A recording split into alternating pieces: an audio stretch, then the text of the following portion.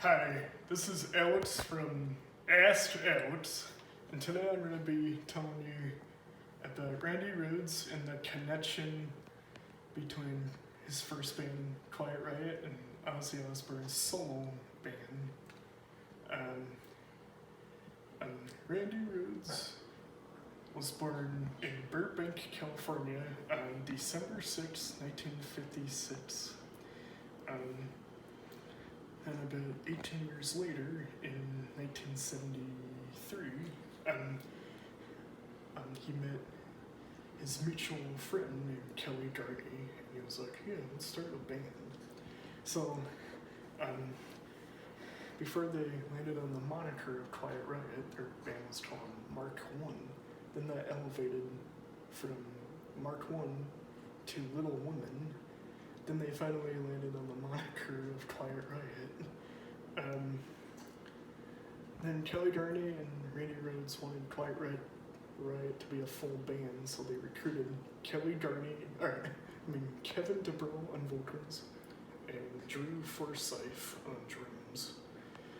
And that was the original lineup of Quiet Riot. Then 2 years later, in 1975, I don't know how, but they got money to make their first demo in 1975. Then they made another demo in 1976.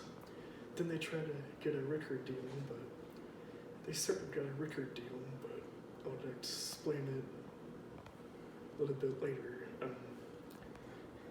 In 1977, they got signed to some small American label.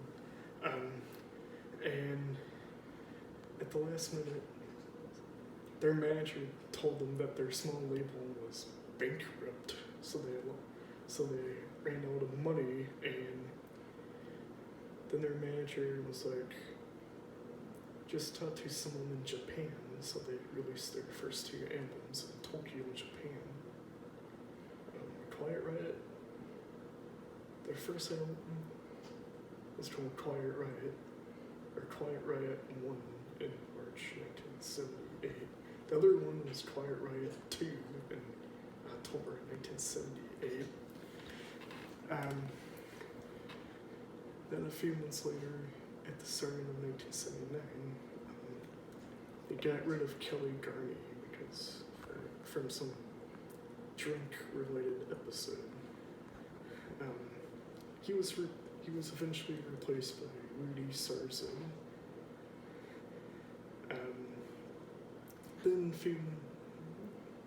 Then by April 10th, 1979,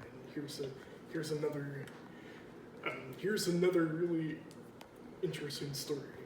So Quiet Riot's fans were like, Quiet Riot rules, you need to sign them.